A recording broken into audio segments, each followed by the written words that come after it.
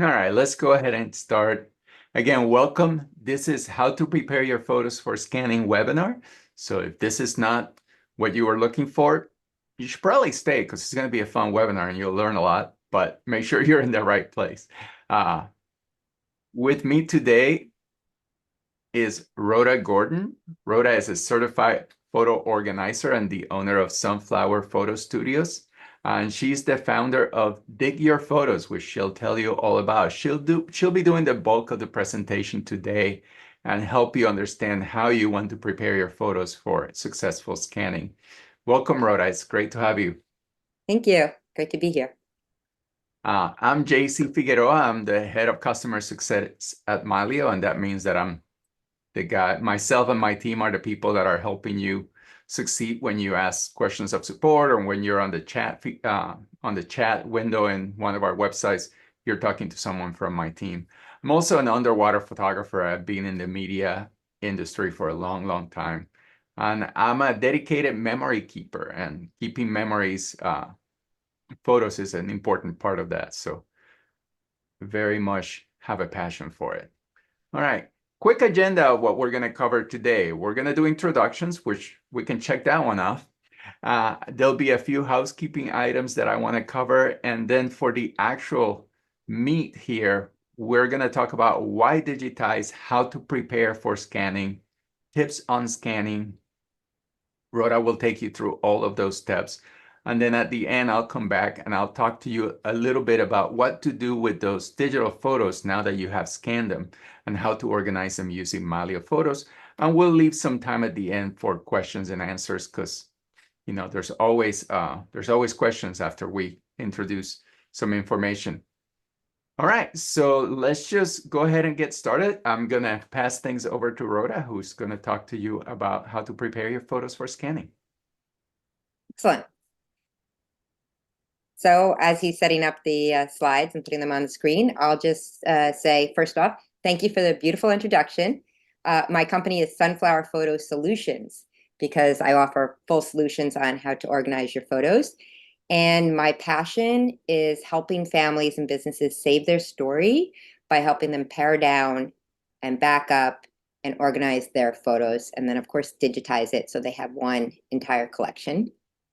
And I'm so thrilled that you're here because it means that you're interested in scanning your photos as well as saving your story. And if you're thinking about scanning, the beauty of it is it now brings your entire collection, your print photos or your print memorabilia, like your letters, together with your digital collection. And if we think about it, honestly, up until about 2004, all photos were taken with film. So for about 100 years, all our photos were taken with film and they were printed out. And maybe even after 2004, that's just when kind of like digital cameras became publicly available.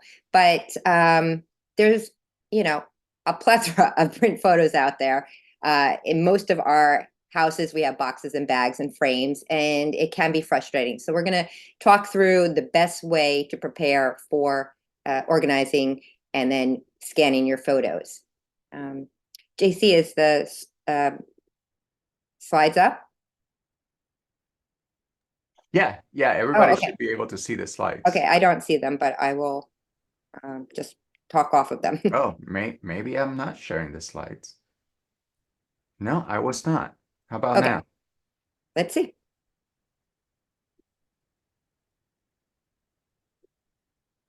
Lori, Angela, can you guys see it? I'm seeing the slide deck right now. It says why digitize. Okay. Okay, So I don't see it, but I'll just bring mine up and go through it on my own. That's great. So, okay. So let's talk about, before we get into how to prepare for digitizing or scanning your photos, let's talk about why you would want to do it. And, right off the bat, you have probably your own reasons for doing it. And these may be ticklers for other reasons to give you the push to actually do it, right? So the first one, it creates a backup. So your print photos, as well as letters and memorabilia certificates, they're one copy, the only copy. And so by digitizing your photos, it creates a backup. So in an unlikely event that something terrible happens, whether it's your dishwasher floods and, the whole first floor is wet, and you can lose your photos that way, or some person inadvertently throws out a box and it contained your photos, you now have a backup, which is amazing. So you won't lose your story. The next reason is accessibility. If your photos are scanned in and digitized, now you can access them in one place on a computer or your phone or an iPad. And it just makes it easier to access and share, and also to find things because it's all in one place. Now, the next thing about scanning is it allows for color correction as well as further restoration if needed. Most certified photo managers who do scanning, as well as a lot of the companies out there that you can send your photos to do scanning, will do minor color correction, either while they scan or as the last step before they hand you back the digitized photos. And even photos from the 90s will have faded. If you look back, from a photo from 1995 or 1999, the colors are not sharp, they're fading. They may have a red tinge or a green tinge if there's some oxidation going on. And also, most of us don't store our photos properly, so that adds to how much they can degrade over time. And bringing back the color really, really can bring you back into that moment of when the photo was taken. So I think that's a great thing. And then there are always those certain photos that were so precious to us that they may have been kept in a wallet or in somebody's pocket for a really long time. Maybe if they were, somewhere else from the person who the photo was. And there could be creases on those photos, or maybe it's just further scratched for other handling. And by digitizing it, it makes it so much easier to send it out to a certified restoration company or person to restore that photo back to its original beauty. And then what's a photo if we can't share it with our family and friends and bond over it? So by digitizing the photos, it allows us to much more easily share the photo, whether it's via email, social media, texting, and even with a digital frame. I share my photos via email to my digital frame all the time. And I just love seeing the new photos from maybe my latest trip to visit my kids or some outing in a park show up on my digital frame. So having that luxury to be able to share not only your collection that you've taken with a digital camera or your iPhone or your Android, but also your previous photos on your digital frame is just amazing. And then by having your collection all in one place, and of course, moving the print to the digital is really the way to do it, it's leaving a legacy for generations to come.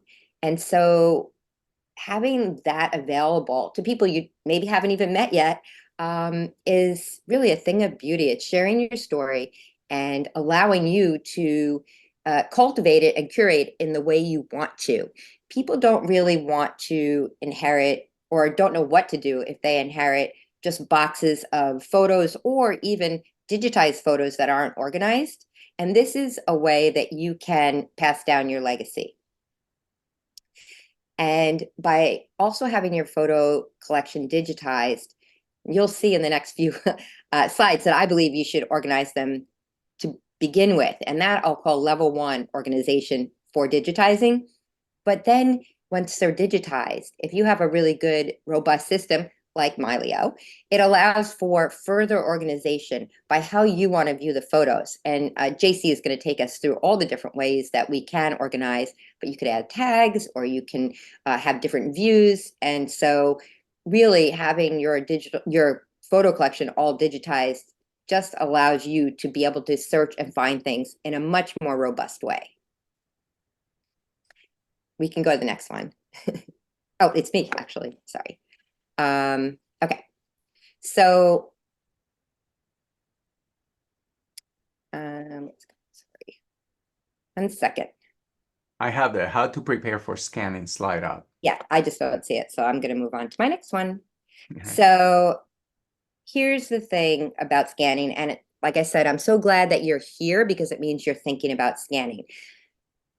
But the important thing is when you're thinking about scanning is that we need to prepare so that we properly can get back our digitized photos in a way that we can make sense of it and use it moving forward. And so I know that it is really tempting, and we're kind of bombarded almost, especially, coming up to this time of year where it's the holidays. We're bombarded with commercials to just throw your photos into a box and send them out and be done with it. And that can make us feel really good.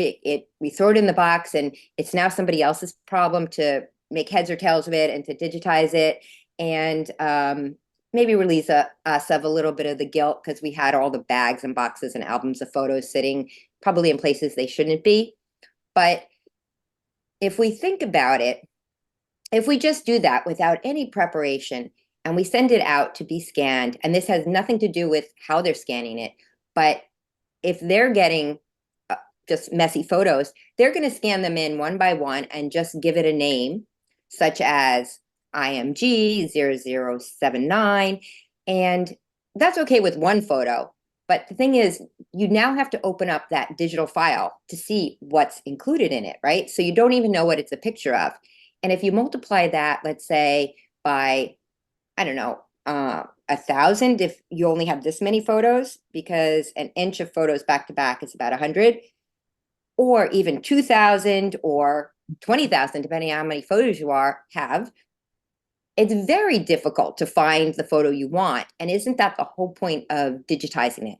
So by preparing your photos in advance, it's going to save you time and money and a lot of frustration. The money part comes in with, if you just dump your photos into a box, you're probably going to be paying to have scanned photos that are blurry, scenery photos with no people in it, duplicates for sure, maybe triplicates. And then maybe that time you went to the zoo with your kid and they asked you to take a picture of every animal in the zoo, you don't really need to scan that. You can just say, we're not paying to scan that. So think about that as we go through how to prepare for scanning and why it's important to really go through these steps before you throw things in a box to have scanned. So the first one is to set a goal, or to think about what your goal is. What brought you to the point where you've decided now that you're going to be scanning your photos? It could be that you have an event coming up, right? Maybe a wedding, or one of your children or nieces or nephews is graduating from college and you want to create a beautiful project for them. But it also could be maybe you're moving or downsizing, or you just want to release paying for that storage facility every month, right? That has your boxes of media in it, along with the ottoman you don't really need anymore. So think about your goal, because based on what your goal is, that will be how you start searching for your photos. So if the goal is that you're creating some sort of nice memory project for a child, then you're probably going to be looking where the best of the best photos are. You're going to be searching your albums and your frames, and maybe the kitchen drawer and the refrigerator, because that's where we keep those photos that we love the most and we see all the time. And so your focus is going to be pretty narrow. But if you are downsizing, or you just want to kind of get rid of stuff, and the photos have been bothering you for a long time because you can't really find the ones you want, then you're going to have to go on a scavenger hunt where you look at all the places that your photos are probably, like in the attic and under the bed, and where you keep your albums for sure, but also the old frames that you had that you took off the wall and never put back on, and the storage facility. And I've played that game before. I've played that game before. Yeah. Just going through every album, trying to find one photo. Yes. Yes. So, and I do suggest getting the photos out of the album, because if you're going to be scanning things, you want to scan those as well, because there's a reason we put them in the album, right? Because they were more meaningful than the rest of that collection that year or that month, or from that vacation. So think about your goal, and that's how you're going to attack looking for the photos that you want to have scanned, and then bring them all into one area so you can do an assessment of them. And then the next two items, streamline your collection and organize your photos, kind of go hand in hand. Streamlining your collection is paring down all the photos that you don't need anymore. So, like I said, I suggest you get them all in one area and then deciding what photos are the best of the best. Maybe the ones you want to keep but aren't the best of the best, and then the ones you can get rid of. And so the streamlining comes in when you get rid of those photos. But they'll be the ones I mentioned before, the blurry ones, the scenery, the ones that you took, but there's no people in it. And then anything other that you deem are not necessary. That's streamlining your collection. And then organize your photos. And this is very important for the next way to prepare, which is prioritizing your naming conventions. But by organizing your photos, you are now putting it into a way that you can revisit it over and over again and know where things are. So most people organize their photos by how they live. So I would say 90% of the people sort their photos chronologically, and maybe not down to the year, the month, and the day, although many of your photos you could if it was the day your child was born or the day you got married or some other event. But most people do it down to the year at least. And if they're very, very old photos and you're having trouble dating them, then certainly you can go to the decade. But by organizing your photos by years, you now have separated them so that they're in manageable piles to be able to search through.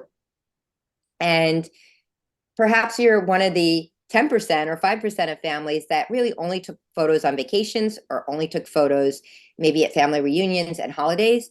You certainly can organize your photos in that way. Think about how you lived your life through a camera or by taking pictures. But most of you will probably organize chronologically. And then based on how you've organized your photos, those will be your naming conventions. And when we go to actually have our photos scanned or scan them ourselves, those are the naming conventions we're going to be using because it's something that we're comfortable with, we're familiar with. And so when you get it back digitized with those same naming conventions, you'll be able to find the photo that you want. You want the next slide? Yes, please. So I'm just going to take a little pause on organizing your photos. So as JC mentioned, I developed Dig Your Photos. It is a print photo organizing kit. It's all in one. Nothing like that had existed on the market. And so I saw that there was a need because I had plenty of clients where I was actually going into their digital collection, and there had been many, many photos that were scanned that were not named, and the clients couldn't make heads or tails of it and were paying me to organize it. But the best, as I mentioned before, the best way to organize print photos is when they're in the print form because you can see it, you can tell, and the best person to organize those print photos is really the people who took the photos or the people that are in the photos or the people that have inherited the photos. So I developed Dig Your Photos. It's a print photo organizing kit for the DIYer for you to do yourself with clear instruction cards, video support, all the tools that a certified photo manager uses when they organize photos, family timeline template to make it easier to sort chronologically, a temporary sorting box, and then support. So if you're interested, certainly you could go to digyourphotos.com or you can shoot me an email and we can chat about it. And we put the link to the Dig Your Photos website on the chat. So if you guys did? look at the chat, there's a link there, and we'll also show the links at the end. But for those that want to open their website right now, you can go to the chat and click on it, and you'll find everything about it. Yeah, great. And I think it's very important, if you do nothing, is to organize your photos so that you have an inventory and assessment of what you have, and you can also tell your own story. And Rhoda, it can save you money, right? Because even if you decide to use a scanning service, if you go through the process of paring down, organizing, I've used some of those box scanning services before, and the first thing they want you to do is separate the photos into little bags and tag them with a barcode. If you already know the groupings that you want to send, that can help tremendously, and then you don't end up sending as many photos to be scanned. You kind of pare down, and that can save you a lot of money. Or even if you're working with a scanning professional, that'll save you money as well, right? Absolutely. Absolutely. I think somebody raised their hand. Yeah, there's a couple of questions. Did you have anything else in the presentation you wanted to cover Yes. first? Yeah, I was going to cover it, and then we can do the Yeah, questions. Okay. let's So, do that, and we'll yeah. do the questions at the end. Yes. Okay. So, as I said, organizing and having your naming conventions is going to save you frustration, just like you said, JC, and really set you up for success once your photos are digitized, because you've had some forethought and you've made some plans and you're ready to receive the digital photos. But here are some tips on once you are ready to have your photos scanned. So you can choose your method, and that means you can do it yourself, or you can hire a person, or you can send it out to a company. And if you're deciding to do it yourself, there actually are a couple different ways you can do it. You can decide to use an app with your phone. There are some relatively good apps out there. I won't say it's the same quality as if you send it out to a certified photo manager who's doing camera scanning, but it is fairly good, and it is very easy. So at the very least, the apps are great if you're just going through your photos and you want to share some with your friends, or you want to digitize things that you just don't know where to send it to, or don't have access, or you're not ready yet. One that comes to mind is PhotoMine. I've used it for a while. I think it's great. I use it when I'm just kind of cleaning things out and sending different things to my kids. I will scan it in with my phone and then send it off to my kids and say, do we keep this, or is it not important anymore? And I do that with photos and documents and certificates that maybe they don't really need their Little League first year certificate anymore. And I'm happy to get rid of it. So, and then still, if you're doing it yourself, you could invest in equipment, and the pricing for equipment runs the gamut. And of course, the capabilities go up as the price goes up. And once you do decide that you are going to invest in equipment, and the types are a flatbed or a feed scanner or camera scanning, you will need to really educate yourself on how to use it and how to maintain the equipment, because it's very important to keep the equipment clean, so it doesn't really transfer anything onto your photos, but also doesn't create dirt on the digital version either. And then, of course, you can hire someone.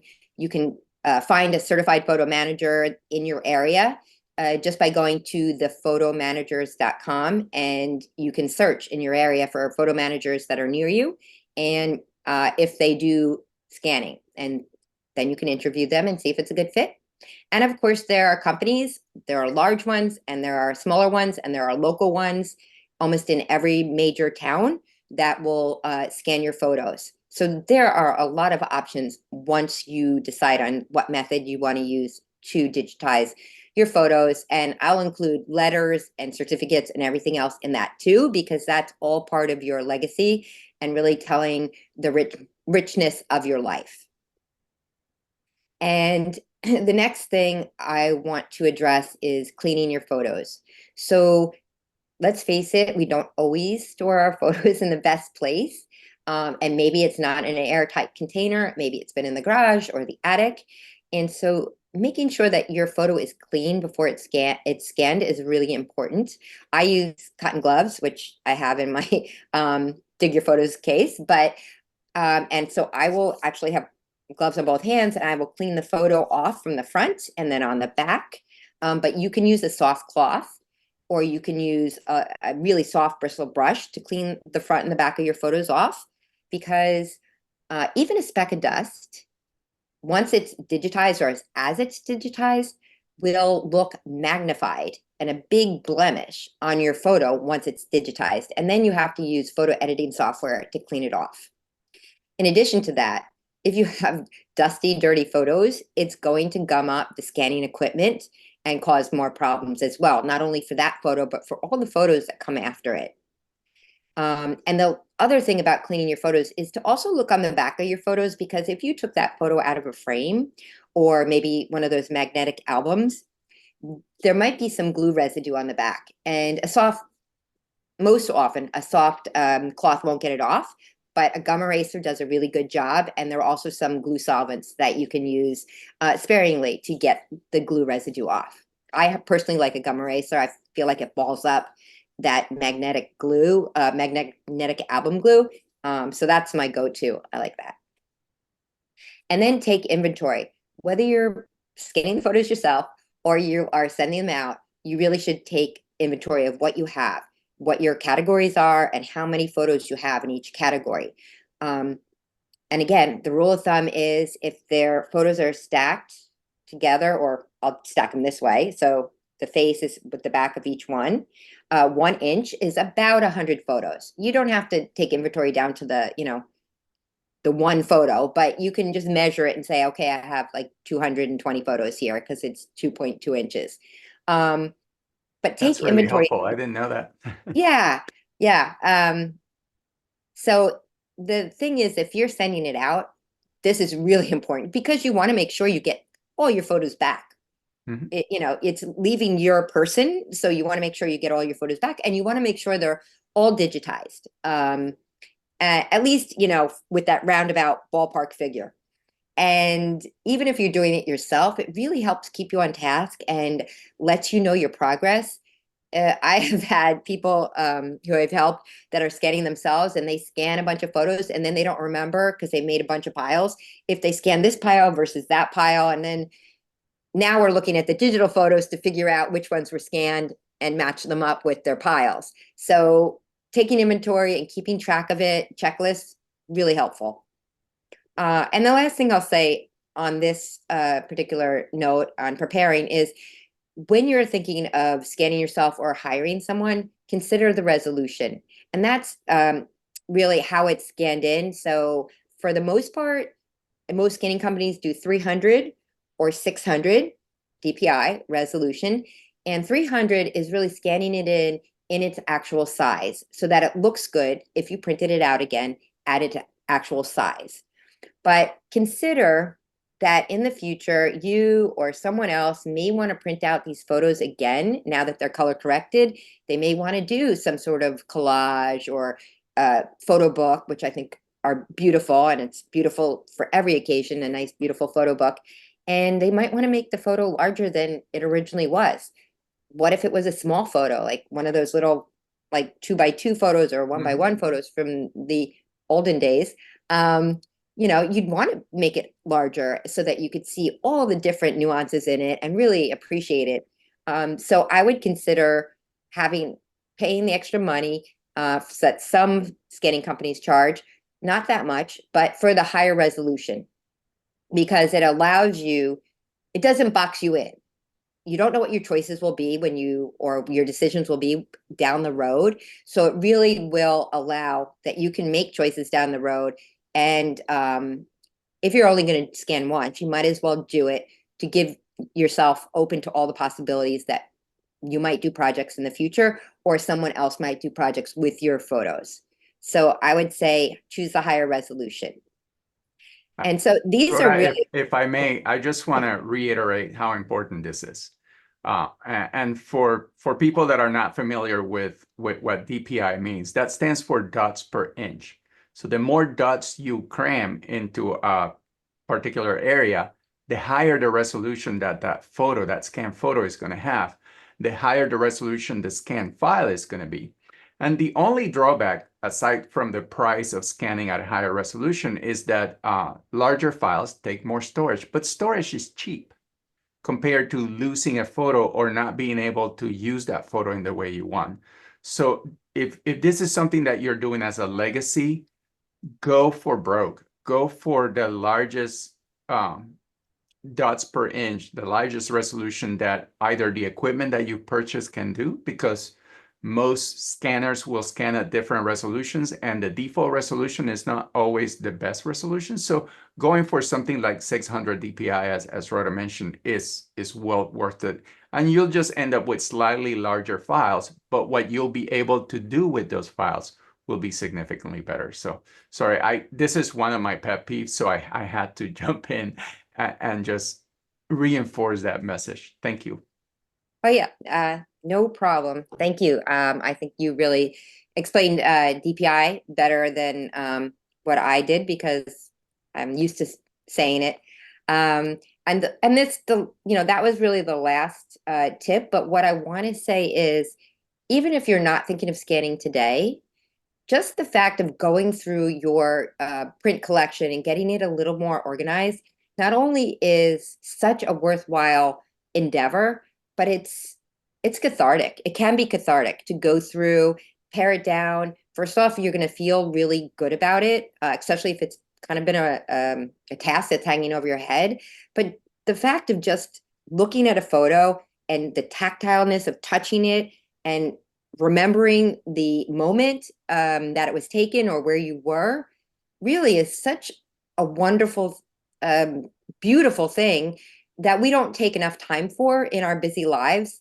And I don't think we appreciate the beauty of print memorabilia anymore. And so I would challenge you to try it.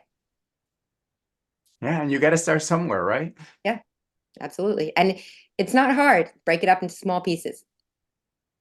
Absolutely. Thank you so much, Rhoda. My So pleasure. the next part that we want to talk about is what happens after scanning. What do you do with all of these digital files that you've created? And before I go into that, obviously today's webinar is only so long, so there's only so much that we can cover. Rhoda gave you a very good structure and framework as to all the work that you need to do to get your photos scanned. But if you want very specific details and not just the what to do, which is what Rhoda described so beautifully, but how to do it, there is a scanning course available to all Mylio Photos Plus members. If you haven't seen that and you're Mylio Photos Plus subscribers, send us a note, let us know. We'll send you the link to it. If you are a Mylio Photos Plus subscriber, you should have received an email with a link to that scanning course. It's a scanning course that typically costs $50 on our website, but all Mylio Photos Plus members get access to it as part of your subscription membership. And in that course, we go through many of the steps that you have to take. And we demonstrate how to clean your photos, as Rhoda was describing, how to scan them, the difference between the different scanners, a feed scanner that lets you put a stack of photos versus a flatbed scanner where you have to put the photos in one at a time, what to do with negatives or slides versus printed photos. It covers a lot, a lot more than what we could possibly cover in 30 or 60 minutes here. I can't remember. Angela, you remember how long the course is? It's a couple of hours. I think it's like 3 to 5 hours. It's substantial. We've got, I think it's 2 or 3 hours at least. Yeah. So look for that. It gives you a lot more detail on what Rhoda, on that roadmap that Rhoda just presented to you, how to go in more detail. And of course, I can't recommend the Photo Managers organization enough, and finding someone local to you that can help guide you through this process is some of the best, most worthwhile money you'll ever spend. All right, so we scanned your photos and now you have them as digital files. What are you gonna do with them? So let me tell you a few of the things that you can do with Mylio Photos with your scanned photos. I'll talk briefly about why choose Mylio Photos, how to enhance and correct metadata, how to easily find your photos based on your memories, and by that I mean based on the way you remember, and how to share and collaborate those photos seamlessly. So I'm going to switch over here to Mylio. And for those of you not familiar with Mylio Photos, I'm going to give you a brief overview. Pamela, I know you have your hand raised. You've had it raised for a while. The best thing you can do is type the question in the Q&A and we'll get to it. Rather than you talking to us. All right, so this is Mylio Photos, and what you're seeing is actually my personal library of photos. These are real photos from real life. Right now, we are in one of Mylio's many views. This is called the calendar view. And I like to think of the calendar view as the way to find photos based on when the photo happened. You'll notice that right here, we are looking at Mylio in decade mode. And we're looking at the 2020s, right? The decade that we're in. And you see those years at the bottom here. And in some cases, there's particularly important events in my life, like my granddaughter being born, my daughter getting married, etc. The calendar view is a great way to, at a glance, kind of see the history of your life. I can start here in the 2020s, but I can start moving back and I can start seeing very important events in my life. You know, when I got remarried, my son being born in 2023, or 2003 rather, my daughter being born in 1995. And I can go back to my my first wedding, my college years, my high school years, you know, pictures of myself with my grandpa as a kid, my brother's wedding, which was, God, many, many years ago. And then photos of my family from well before I was born. If you're paying close attention, you'll notice that, you know, around the late 90s, early 2000 is when the photos go from being digital photos to being scanned photos. So most of the photos that are showing up in my calendar view here were photos that were scanned for print from print images. And in my library, I can go back and find very unique photos. This photo in 1966 rather, is two of my favorite aunts. And I lost both of them 2 years ago within weeks of each other. And when I found this photo, it was very emotional because, you know, they were kind of like my extended family. I used to go to the Florida Keys and spend time with my Aunt Lucy there every summer. That was like the summer thing I did in my early teens. Same with my other aunt. She had two kids that were my cousins my age, and we spent a lot of time playing together. There's photos of my dad getting awards from the military. The only photo I have of my grandma from 1964, 5 years before I was born. She unfortunately died before I was born, so I never got to meet her. So seeing this family history at a glance is precious. It's something that I can't replace. And the calendar view is something that allows you to organize your photos in this manner. And of course, if I go here to a more recent time, like 2018, I can click into any photo and go into a particular month and then see all the photos from that month. Or I can go to even a particular day, like say May 4 of 2018. And then once I open the photo, I have all kinds of information about that photo. For example, how the photo was taken. This was taken with an iPhone. Who's in the photo? You notice that there's a circle with my name on the photo. All kinds of information about the photo, where the photo was taken. These are all things that can be part of your photo library and are things that make it much easier to organize and enjoy your photos and always be able to find the photo that you're looking for. And because Mylio has this amazing filtering ability, if I want to see a version of my calendar that only include my scanned photos, I can turn on a quick filter and say, all my scanned photos are in one particular folder called, see if you can guess, scans.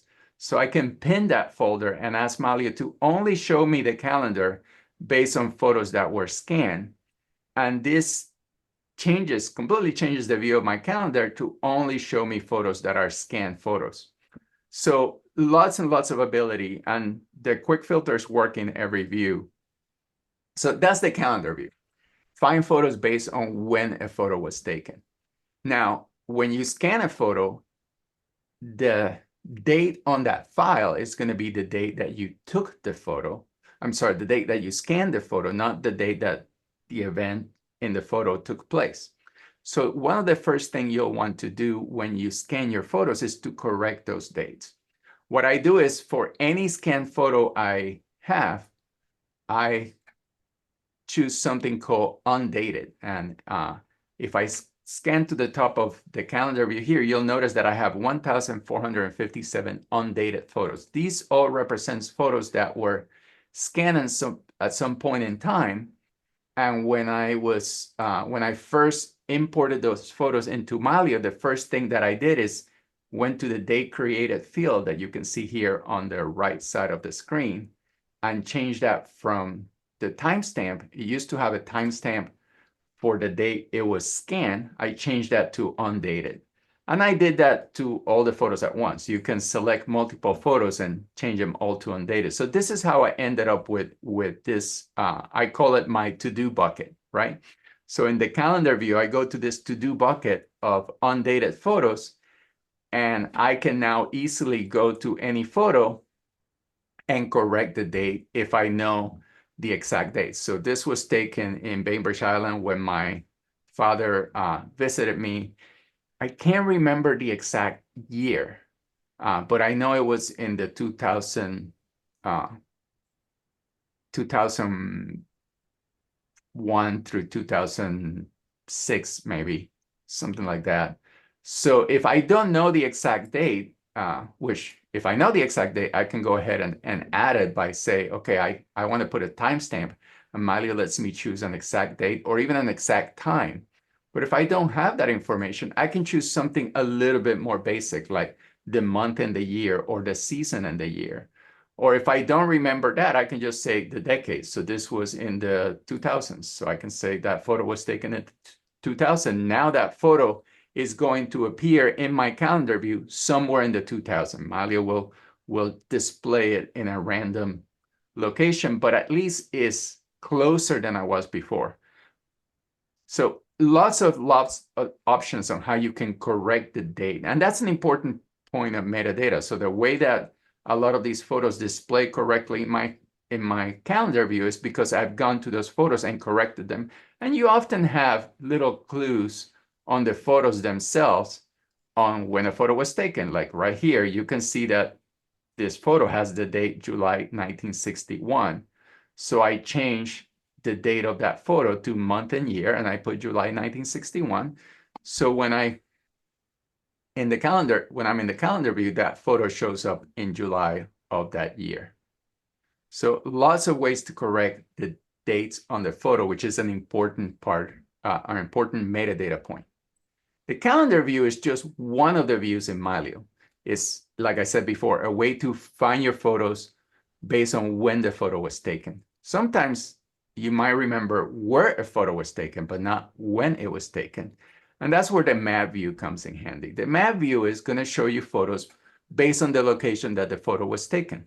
If you're taking photos with your phone, with a camera phone, they tend to embed the GPS coordinates or the GPS data directly into the photo. So that information is already going to be in the photo, and Mylio is automatically going to present it on the calendar view.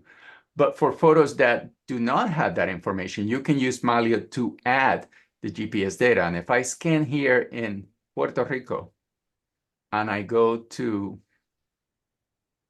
the area of, where I was born and raised, you'll notice that there's a lot of scanned photos that I have scanned with that location because I know they happen near that area.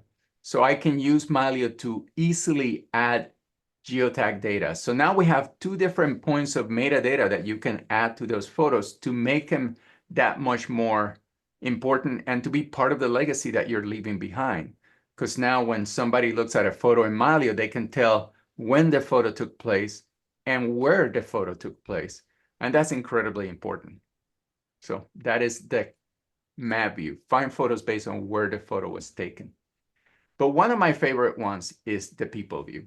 The people view is going to let you aggregate all the photos of someone that's important to you into one grouping of photos for that person. So I can use the find command here and start typing the name of my daughter, Madeline. And it's going to take me right to her bucket of photos. And notice I have about 3,600 photos of her. If I open that, I can now see all of the photos of my daughter, Maddie, from the time she was a baby all the way through her childhood. And it's almost like I get to watch her grow up again. And I can scan all the way to today, where most of her photos are her holding her daughter because she's an amazing mom. So this gives me an immediate, almost immediate grouping of all the photos of someone important in my life in one place. And I didn't have to go and touch every one of these almost 4,000 photos. What I did is I taught Mylio what my daughter's face look like? And then Mylio keeps finding photos of that same person. If I go here to the top of my people view, you'll notice that there's a bucket here called untagged. So those are photos where Mylio has found a face, but the face has not been assigned to anybody. If I open that up and I go into one of our tagging tools called Bash Face Tagging, Mylio immediately shows me all the photos that it thinks it has found that are of the same person. In this case, most of the photos here are of my granddaughter, Lucy, and Mylio has gotten most of them right. I noticed that the first one is not correct. That's my nephew instead. So I can click here and say, that's not Lucy, that's little Benji. But the rest of them are correct. So all I have to do is click approve. And the moment I click that button, all of these photos are now tagged with Lucy's name. So now that information has been added to the photo. And look, Mylio has also found more photos of my daughter, and not just recent ones. Notice it found a photo of her as a baby. This is a photo that I enhanced yesterday using some AI software, and Mylio immediately recognizes that that is what my daughter looks like as a baby, and it has added it to the grouping for me to approve. So face tagging and the people view are an amazing way to enjoy your photos. And again, just like the calendar view helps you find photos based on when the photo was taken, and the map view helps you find photos based on where a photo was taken, with the people view, you can find who is in the photo and photos of that person.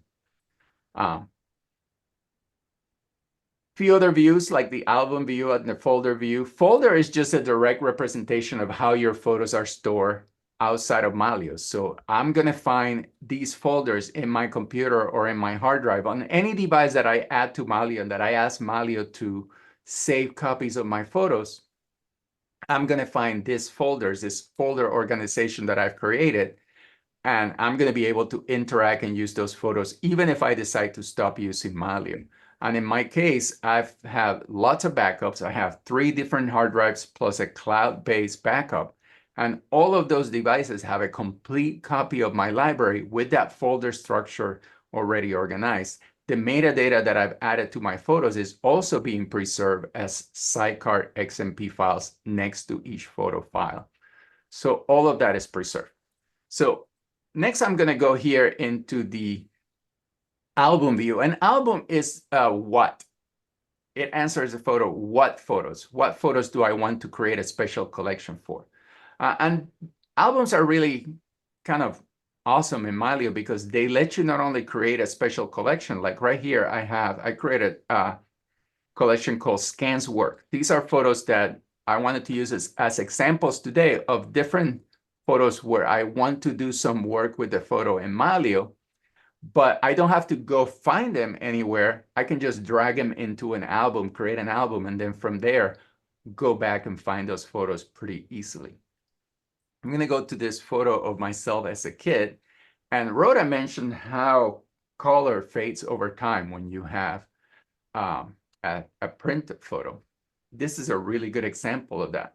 One of the things that Mylio lets you do is it lets you do some pretty good editing with photos. And there's a lot of automated features. The one I'm going to show you with this particular photo is called auto color. So I just go here to the auto color button, and just with one click, it's going to correct and remove that reddish tint that it's kind of a rusting effect that photo had. I also noticed that the photo is not quite straight. So I'm going to use my cropping feature here and kind of straighten the photo a little bit. I'm going to click done. And now I have my before and after of that photo. I've already improved that photo significantly. Not everything you're going to need to do to a photo is going to be something that you can do in Mylio. Mylio is an organization and protection tool. We have basic editing tools. Some of them work extremely well. But in some cases, like this photo of my dad in the military, the photo has a lot of damage. And this is going to require a more advanced piece of dedicated photo editing software in order to correct it. The beauty of Mylio is that it works as a hub for all your photos. Once you have them in Mylio and you have them organized, you can open that photo in different applications and then do that work there. So I could go here and I can say, open this photo with Photoshop. Mylio is going to ask me some options. And then when I click continue, it's going to launch the Photoshop application. It's going to let me correct the damage that this photo has by using the very precise Photoshop tools. And then I can save a copy of that photo as what we call a display image. And that copy will be saved to Mylio, but the original will be preserved. There was a question in the Q&A session earlier of like, how can you keep both the restore and the original photo? Well, that's something that Mylio is going to do for you automatically. I'm not going to spend time correcting this photo. It would take a long time. But what I could do is I could just save a copy of it and add the suffix underscore display. And then in Mylio, I would have both the original and the display image of that photo. And I can show you an example. Going back to Mylio and going here to my calendar. Here's a photo that, oh, I didn't do it. I thought I had enhanced this photo, but I must have not saved it. Anyway, in the storage area under associated files, once you create a display image, you will see that you have a display image that has been edited outside of Mylio plus the original file. Both can be kept.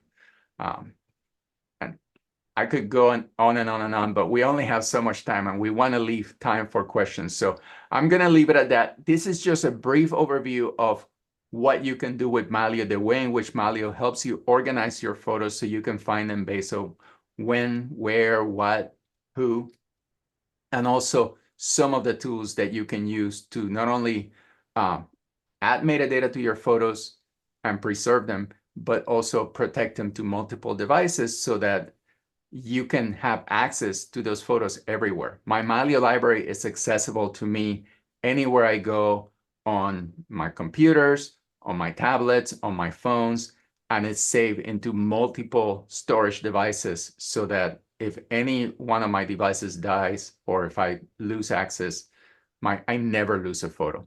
So that is what Mylio does. Let's turn it over back to the Q&A. I know we have a lot of questions, so should I just start at the top, Lori?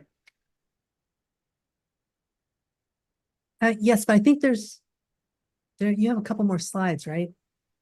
Oh, yes, I do. Thank you.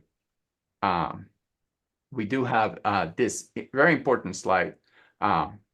Rhoda was smart enough to create a handout that you can access by clicking on that link on the top. So go ahead and take a screenshot of the screen. And we'll also add that link to the chat so that you can copy it directly from there. You can also go to her YouTube channel, where she has a lot more information, a lot more detail on how to do some of these things. Check it out at YouTube at Dig Your Photos. We mentioned the Dig Your Photos website where you can find that photo organizing kit. And for questions, you can email her directly at Rhoda@sunflowerphotosolutions.com. Thanks again, Rhoda. Really appreciate your time. So now we'll take questions. Okay, I'll go to the top and Rhoda, you and I will tackle these. Okay. I have a photo of my mom when she was little. She was born in 1935, so that's awesome that you have the photo. It's in perfect condition, but scanning it is not working. The paper is texture, yeah, and scans horribly. And then she said, I tried something called anti-aliasing, but that didn't work. Yeah, anti-aliasing mostly works with all videos, but not so much with photos. Rhoda, any recommendations here? Yeah, I mean, it depends. It totally depends on the way that you're scanning it. There is more advanced ways to scan. Many photo managers or organizers use camera scanning. It depends on what way the light source is coming in. With feed scanners, you have to be very conscious. If there's light streaming in through a window onto your feed scanner and it's uneven, you'll get an uneven scan as well. So all those things come into play. And then once you get it the best you can with how you're scanning it, there is ways to minimize that with photo editing software. Sometimes that's just the way the photo was, the paper that they used, or the way the paper kind of evolved over time. And you have to, do the best you can. Yeah, this is a good example on when hiring a professional might be a good option, even if it's just for that one photo, because many of the photo managers and other professionals that do scanning, instead of using a scanner, they will use a high resolution camera set up with lighting that if you angle that photo at a particular way and have the lighting hit that photo just right, the texture that you see in the paper will be minimized and will be and that texture won't be captured by the camera. There's also some filters that you can apply to the lens of a camera that would help with this. So this is a good example where even if it's just for one photo, it might be worth spending a little bit of money to preserve something that obviously can never be recreated. So I just want to say, JC, I just wanted to say one thing. yes. So I have mentioned camera scanning a couple times, and that is what I mean. Not you taking your phone or your camera and pointing it at a picture, which a lot of us do for just, casual reasons. But this is a setup that has a very high resolution camera that's hooked up to a computer with software and lighting that is even on both sides, and a way to make sure that the photo doesn't move and it's very flat. So it's a very involved setup, but it usually can capture the most detail in your photos. Absolutely. Thank you. All right. Next is Clifton. Restore photos can look a lot different than the original scans, which often look a lot closer to the physical ones that the restore images. How do we keep both accessible? That's what I was trying to demo on Mylio. So when you're using Mylio Photos, and you can do this outside of Mylio Photos, it's just a much more manual process. But what you want to do is you want to use non-destructive software to edit that photo. And what non-destructive software does is it allows you to make changes, but it doesn't change the original file. It creates a new file. That way you have the before and after. If you're keeping those in Mylio, Mylio will automatically stack those so that you're seeing the edited version, but you can always access the original. So thanks. Oh, here's a good one, Rhoda. Janine asks if we can recommend how or when to handle negatives.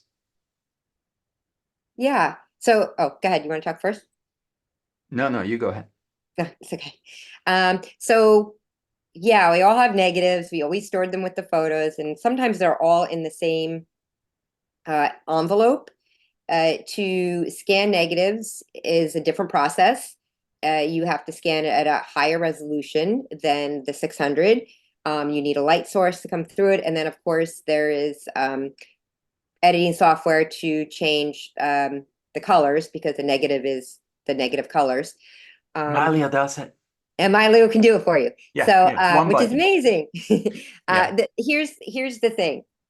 When my clients ask me whether I should scan the negatives versus the originals, especially if they're in the same envelope and they have them together, and they want to do it themselves, or they don't want to invest in a lot of money, I will say that if the print pictures are in really good quality, and there's no scratches, and they've been kept in the envelope this entire time, it's okay to scan the print.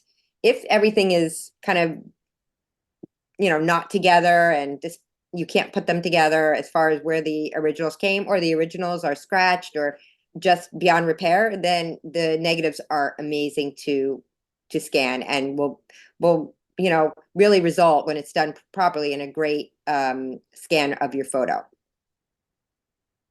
Absolutely. I'm gonna share my I was trying to find an example here that I have in my library, but I'm not. Oh, here it is. Let me share my screen really quick and show you what. So here's a scan of a negative. And just by clicking the invert button in Mylio, I can, oops. revert. There we go. Revert that. So just with one button, you can revert that, or you can revert it into a black and white. So very easy to do in Mylio too when you start with a scan image. All right, next question is, what scanner do you recommend? Wow, this is that's a big question, right? If I may, I'm just going to give some general guidelines, and I'm sure Rhoda has much more experience with lots of different scanners than me. But think about what work you're doing and what the majority of your scanning is going to be like. If most of your photos are small, like 4x3 or even 5x7 photos, and you have a lot of photos that are all the same size, they're all in really good shape, like the paper is not damaged, is stiff enough. Using a feed scanner can be a real time saver, and there's a number of them out there that are really good. I personally use the Epson Fast Photo. Their newest model will do very high resolution scan, and it'll scan up to, I believe, 36 or 38 images in just a few seconds.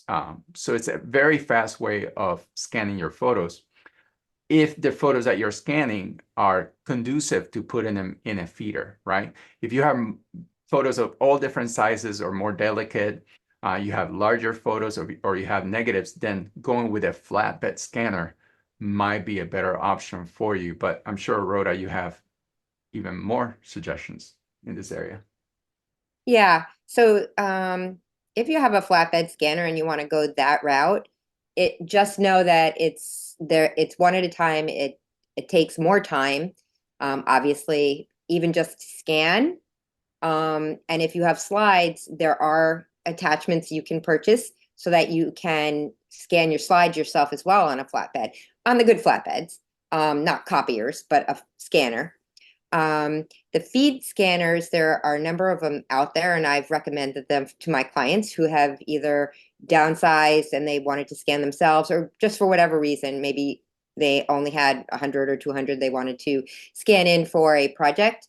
There is the scanners, as I mentioned, where you feed it one at a time, and it does a fairly good job. There's the Plus Tech, does a fairly good job, and it's at a better price point than the Epson 680 or the 640, which takes a whole stack and you can feed them through.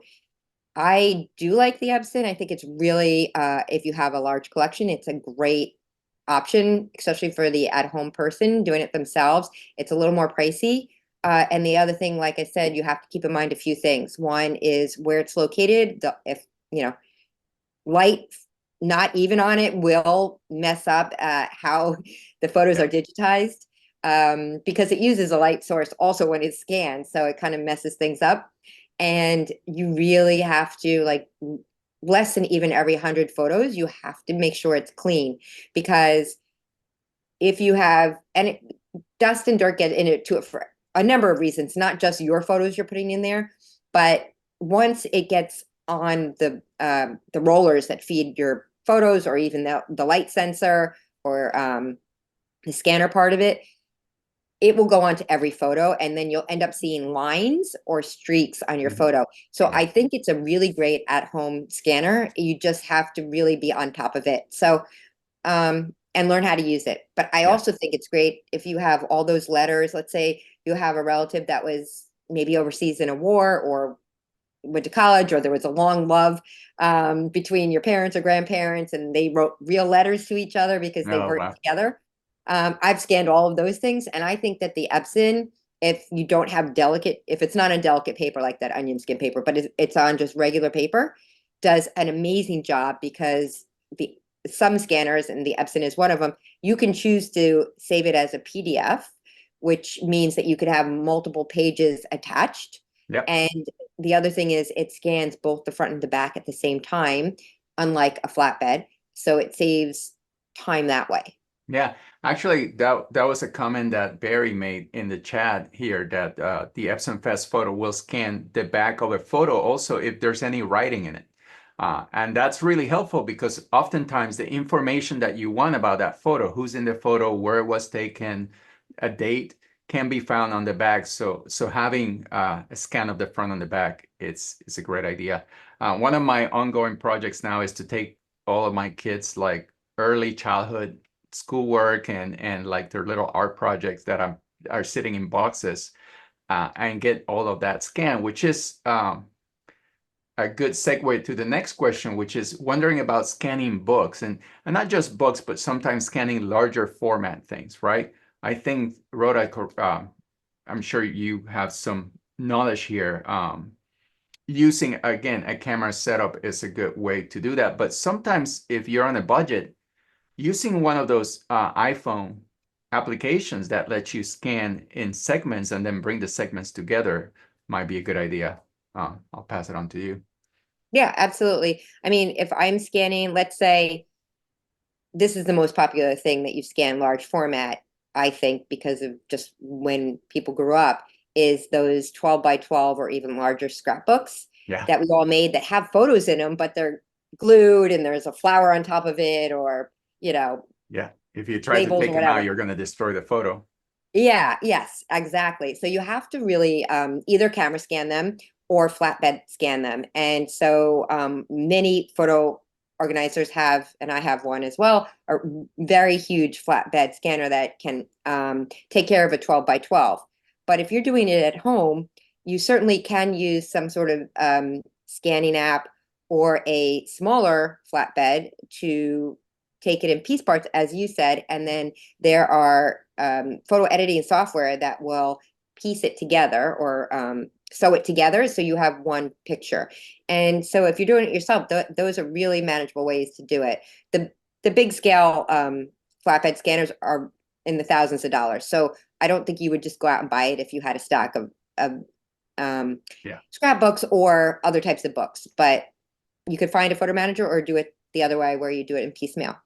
Yeah, excellent. Meredith asks, is 600 the best resolution? Well, no. You can go to 1200. It depends really on the hardware that you're using, but it also depends on the quality of the print.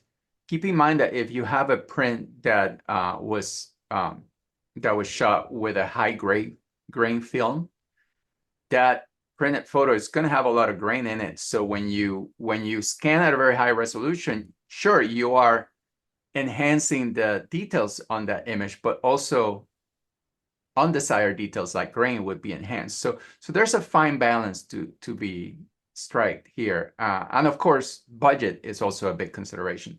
600 DPI, however, will give you a good, almost archival or archival quality resolution. And Rhoda, any opinions on this one?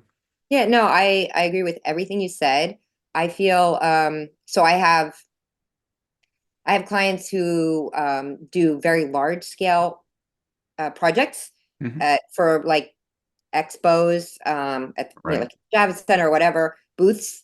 And so if they're printing something very large, it's good to have a high resolution, but you have to also manage it with, sometimes they don't have access to it, even if they had photographers take pictures of their products. But you have to manage it with how far away is the person going to be standing when they see the photo. So if you're, printing something out really large, the person is not on top of it. If they're on top of it, no matter what, it's going to look pixelated, right? But your eye kind of makes up for that if you're a foot away or 2 feet away, or depending on what it is. So you have to really think about the instances that the photo is going to be used for in many cases. But I think as a general rule, 600 is great for a photo.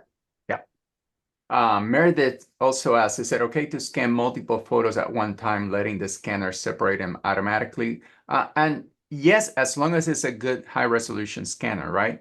If you buy a more inexpensive scanner that only scans at a lower DPI, and then you're taking those scans and basically cropping them into smaller chunks, those smaller chunks are going to be lower resolution. So if you're going to scan multiple photos, make sure that you're scanning at a high resolution. So what you're cropping is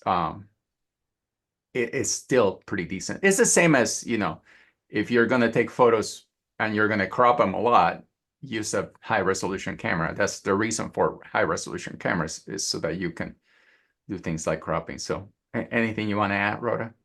Nope, absolutely. And that's done all the time too with scrapbooks. Sometimes people just want the picture and they don't want the words. And so I'll do both. I'll keep the entire page and then we can crop out the pictures. But you have to, yes, make sure that you have the right resolution. Yeah. Yolanda asks, regarding the measure inch that totals about 100 photos, is that a loose inch or a compressed inch? So that is stacked. I wish I had some in here to show you, but that's stacked. So if you had it face flat here and the top of the photo was facing up, and then you put the bottom of the next photo on top of it, and you just stack it up, gravity. So I just let it sit on a table. If you're talking about dig your photos, this is 1200. This is 12.75 inches. So I always say from the inside that it will hold 1275 photos on average. I mean, if all your photos are Polaroids, Yeah. they're a little thicker, right? Or the old sure. type of photos are thicker, but this is on average of a general photograph. It's loose. It's loose in its estimation, but they're not compressed, but they're sitting like gravity's holding them in place. Yeah. I just want to take a quick minute. We are over time by about 15 minutes already. I'm okay staying and answering a few more questions. Rhoda, I don't know if you have to run or not, or if you're okay hanging out a little longer. No, I'm having a great time. Okay, great. We'll take a few more questions then.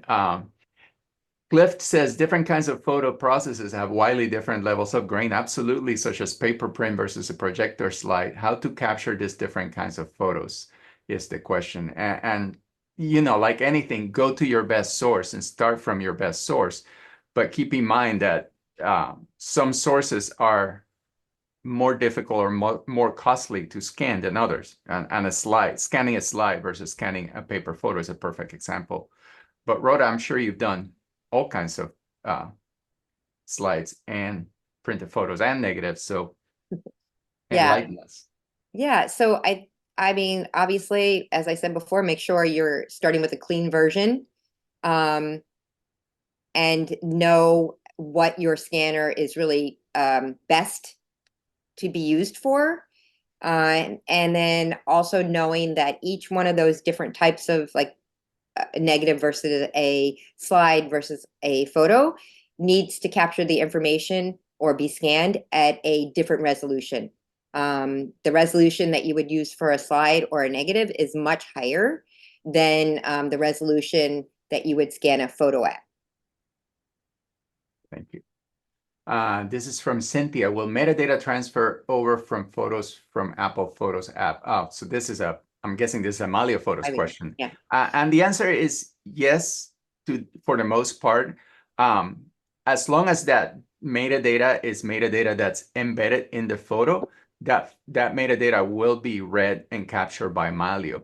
Metadata that is added by the application itself, in this case, Apple Photos, but this is true of many applications, that is written in a proprietary form will not be captured by Mylio because we can't read it. It's in a proprietary form in the library. So Apple Photos has some things that are part of the photo and some things that are not. So things like the date and the location of the photo, all of that metadata will come over. Other things like albums, if that photo was added to an album in Apple Photos, that's not metadata that you'll get when you transfer to Apple Photos.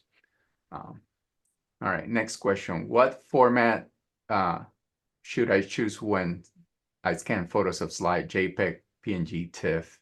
And I'm gonna let Rhoda answer this, but keep in mind that like as we've been saying throughout, you always want this digital archive to be the best possible version of your photo.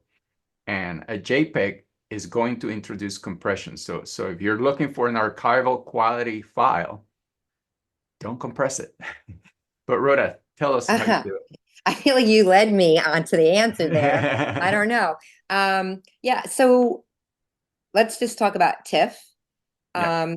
TIFF holds a lot more information than a JPEG or a PNG. And let's just talk about JPEG and PNG, JPEG and TIFF, JPEG because and most TIFF really are the people, two options here. yeah, I wouldn't use a PNG yeah, as yeah. the format. So a TIFF allows you to it stores a lot more information, and so professional photographers will use TIFF a lot, especially if they're editing and cropping or adding things via editing or taking things away via editing too. But it also takes up more space. It takes more time to process because it's larger. And so you have to, I always manage it because I am practical and I'm thinking of my clients and how they will use the photos, is that you have to balance it with how much is it going to cost you Right. to have it scanned in as TIFF if you're paying someone versus JPEG. Maybe it won't cost any more, maybe it will. You have to balance that and what you're going to be doing with the photos. Do you look at the photos like a professional photographer? Are you going to be cropping it? Are you going to be doing something where you are printing it out and making a gallery wall where everything needs to be pristine? Or doing image editing on it. Or image, yeah, any image. Or are you saving your story for the next generation and you just want a really, really likeness of what you have right now? And those are the two things. So if you're scanning in a photo and it's a JPEG and you really only want to save it for the next generation and you may be printing it out maybe one time larger than it is, a JPEG should be fine. But if you want to safeguard for whoever else is going to use it in the future, or that you might crop it down and still print it out, then a TIFF might be the way you want to go. It's, it's always a dance. Even, when you go to the grocery store, do you buy this brand versus that brand? And what are the benefits, Yeah, weigh the yeah, benefit. it's pros and cons, right? Like JPEGs are very portable and very easy to share. So that's a great advantage of them, right? If you want to be emailing all these photos, emailing a bunch of TIFFs is not going to be as simple, or the people on the other end are not going to have as easy a time with them as they would with a JPEG. Not to plug Mylio in here, but I'm going to. You can scan your entire library as TIFFs, put those TIFFs in your Mylio library. And one of the first things that Mylio does is that it creates what we call an optimized version of your image, which is an image that is much smaller in size and much more easy to share than the original file. So you get the best of both worlds. You get that original file that's perfect for archival purposes and is going to be replicated to all of the devices that you designated as vault, as protection devices in Mylio, but you can easily share a version that is very portable. So that is what I would recommend to just about anyone, because again, storage is cheap, but recreating a memory is sometimes impossible. So, all right, we'll keep going. This one's for you, Rhonda. Can you please tell us your process as a photo organizer to prepare your photos before you put them into Mylio? Do you organize and dedupe before you put an entire collection in Mylio? This is from Patty. Okay, so hi, Patty. So yes, if I had print photos, are you talking about print photos? I'm thinking that. They didn't specify. They didn't specify, so Yeah. I'll kind of address But both. I think they mean older photos, right? Because they're talking about deduping, which tends to happen a lot more with digital photos than with print photos. Okay, so let's just talk. I mean, of course, I recommend, organizing your photos, which means gathering, doing a quick sort to get rid of the ones you don't need anymore, and then deciding which are the best of the best, then creating a family timeline, and then categorizing by how you lived your life, usually chronologically, and then you end up with all your photos. You have it deduped along the way, but also once you scan them in, and it's different if you use the service from Mylio, but if you just have them scanned in, and you ask me what I do, if I scan in photos, then I use deduplication software to find the duplicates for me. And the same with if I am aggregating someone's entire digital collection, they could have photos that are in different cloud services, including Apple Photos, but Amazon Prime Photos or Google Photos or Shutterfly, and they also can have digital photos on old computers and old phones and flash drives. And when I bring them all together, one of the first things I do is I look for duplicates using duplicate software. And that's a really great way to pare down a collection before you put it into its final home. That being said, sometimes you don't find all the duplicates, and then there is the final home or the final place that you want to put your photos that will also help you find the duplicates along the way. JC, you have anything else to say? I don't want to, because it's a question for photo organizers, and every photo organizer is going to bring something different. Really, at the end of the day, a lot of it depends on your library. You know, how large is your library, and how are you more comfortable working. But there's some great tools built into the Mylio application for deduping and decluttering your library. So take advantage of those tools. I mean, the reason people use something like Mylio to organize their photos is because it has a very good tool set to make the job easier. So no need to deal with just loose files if the application can do a lot of the work for you. So I'll leave it at that. Robert asks, what cloud storage do you recommend? And I have some biased answers, so I'll let you go first, Rhoda. Yeah, so it depends on what you're looking for the cloud storage. I always recommend when we're backing up to do a 3-2-1, which is the recommended way to back up. Have 3 copies of your data on 2 different types of media and 1 stored off-site. I know Mylio does a great job with helping you decide on how to back up or to have extra extra external hard drives where it can back up to, or the cloud. So that is one option. Whatever you do, you should have a backup. And I just want to put in this, that if your photos are in the iCloud, that is not a backup service. It's a syncing service. So whatever happens on your phone, you make a change, it's kind of beamed up into the cloud and then beamed back into your computer. So it's just one copy of everything. So if you're not using Mylio, you haven't moved to Mylio, but you're thinking of, it offers great options for you, and it will lead you through backing up.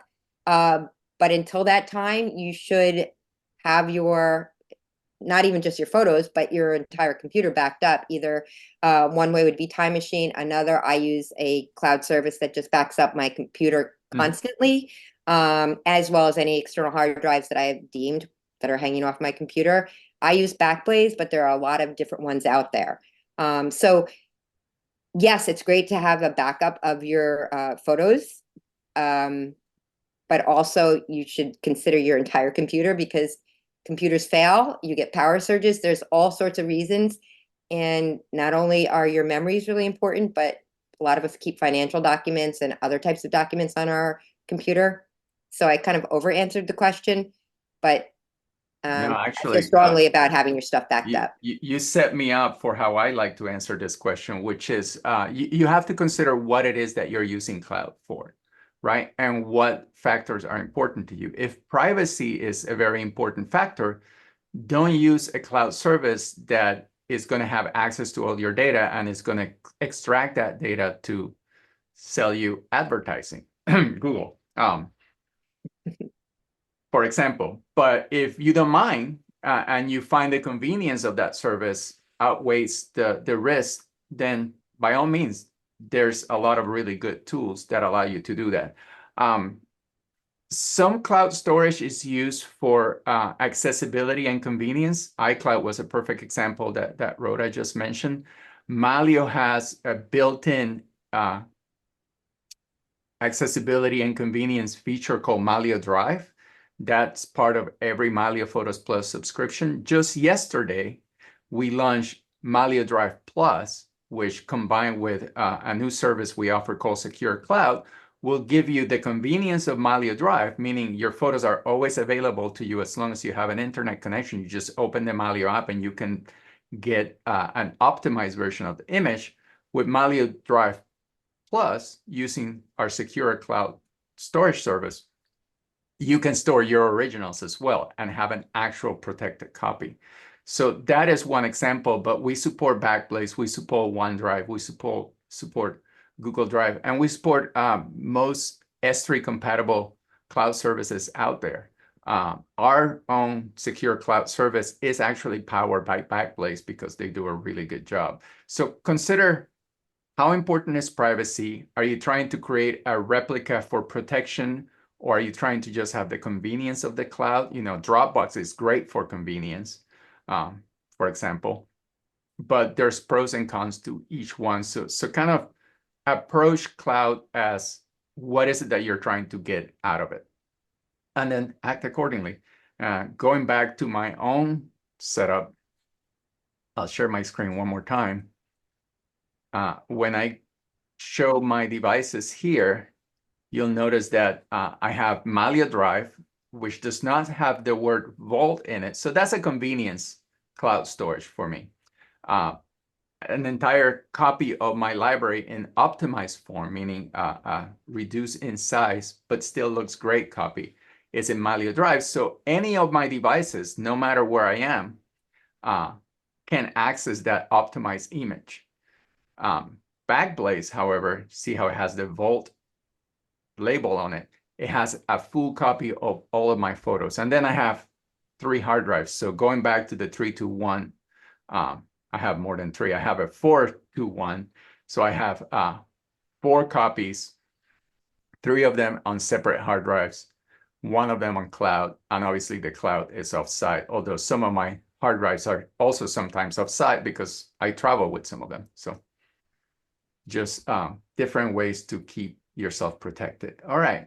Barry is asking, can Mylio print a photo with the text, title, description, metadata on the back of the print? No, but that is a great idea, and I will mention that to the product team. We want to improve some of the printing features in Mylio. It was first designed to really be a digital organization, so it has some printing capability, but not this specifically. But that's something that we will consider for a future release. Do you know what the DPI is when using PhotoMine and my iPhone 14 Pro? Well, you're not doing DPI when you're using a camera. When you're using a camera, you're going to rely on the resolution of the camera, which is often measured in megapixels, not DPI. Using camera software, including an iPhone, you're measuring by that resolution. The iPhone 14 has a camera that I believe, Angela, correct me if I'm wrong because you have one, is capable of up to 45 megapixels, which is really, really good. So I think it's 48, but yeah, 48. it's up to. So like I think the default resolution is like 12 megapixels, but if you put it into the Pro RAW and the largest format possible, it can be up to 48. Depending on which mode you're using. Now, I'm not sure if PhotoMine specifically can capture all of that, because when you're using the PhotoMine app, you're using their built-in camera app. And that's right. They might have their own limitations on there as to what the Apple tech it can pull in. Yeah, thank you. And keep in mind that while camera phones have great, amazing point-and-shoot cameras, they still don't compare to what a professional camera setup can do because of the size of the lenses and the size of the image sensor. That's going to make a big, big difference. But you can get some really good scans done with PhotoMine and an iPhone 14. For most uses, I think you're going to be pretty happy with it. Don is asking, what about using just PhotoMine app to do my entire library 1 photo at a time at the highest resolution? I have a light box and very good phone camera. Will that work well? Sure. Rhoda, what do you think? Yeah, I mean, I would give it a try. I do know that PhotoMine, you can buy equipment to even help you even more. They sell a light box, they sell a stand to put your camera on, because it's also as good as your hand. So if your hand is a little shaky, your camera's not going to get the best picture. So they do have tools to really enhance your capability to take great pictures, but it all depends on if you're happy with it, right? I would give it a try and do, a number of pictures, and then maybe wait a couple days and then go back and look at those pictures, print them out, and see if this is really what you're happy with. But even so, don't forget, naming counts so that you can always remember what the picture is or when it was taken. Yep. Thank you. Marjorie asks, what about VividPic's memory station I saw advertised? I am not familiar with it, so I don't have an opinion. Yeah, I've heard of it. I have not truly investigated it in a number of years. I think I did look into it a few years ago. I knew the person who was there, but I don't really want to speak to it because I'm sure anything I know is out of date. Sorry, but when you find out, let us know. Yeah. Will PhotoMine save as a TIFF? I'm not sure. Huh. I could look it up.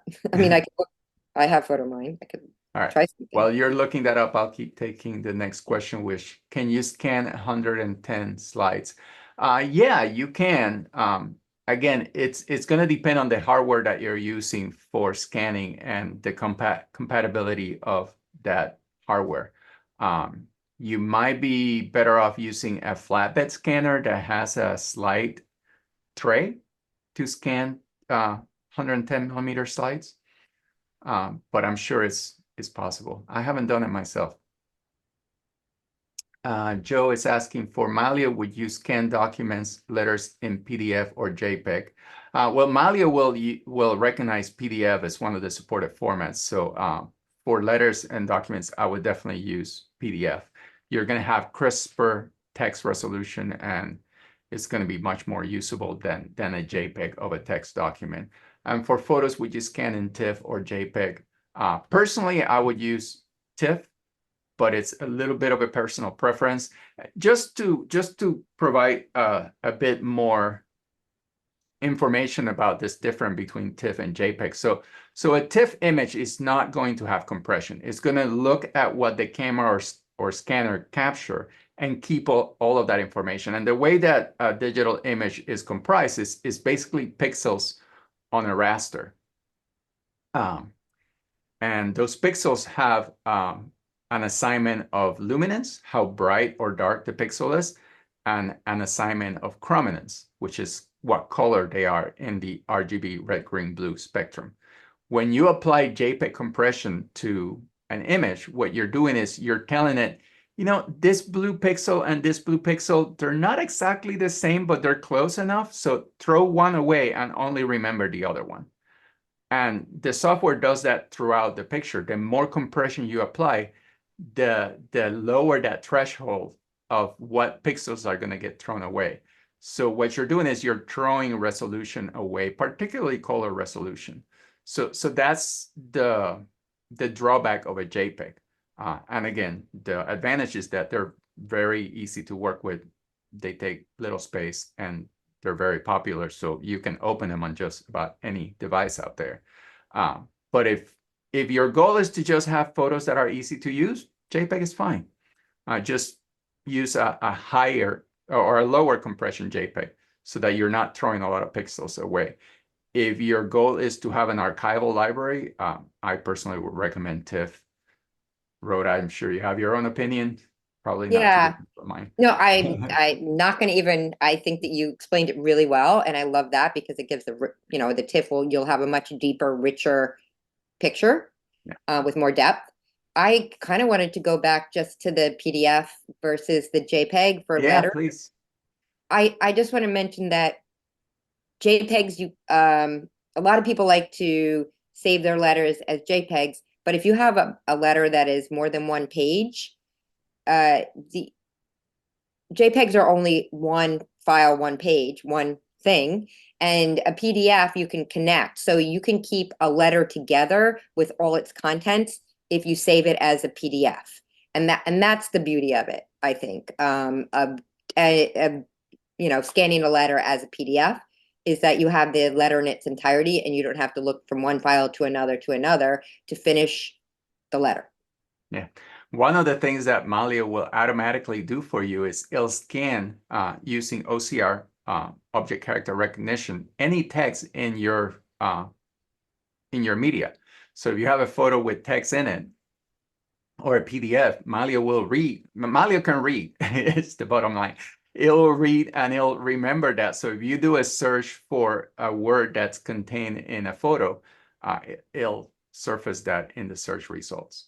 What did you find out about photo mine and saving in TIFF? I think someone in the chat said that you can, oh no, it says higher resolution in photo mine must be done one at a time, but it doesn't say whether it's TIFF or not. So yeah, my quick search did not, I did not find it yet, but okay. I'll keep looking, or I'll send an email over. Great, great. And that's all the questions. Did we miss anything on the chat, Angela, Lori?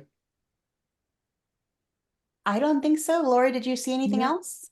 I think you got them. Good, because we're 40 That's minutes good. over time. Yeah. So it is time to stop. Rhoda, thank you so much for sharing your knowledge and expertise with us today. That was amazing. I'm gonna once more put up the screen here that had your information on it. Find the free handout that you guys created at that link and check out her YouTube videos, her Dig Your Photos kit, and you can email her at rhoda@sunflowerphotosolutions.com. All right, well, that's it for us. Thank you so much. Thank you That's for it having me. us. Thanks, everybody. Thank you. Bye. Bye.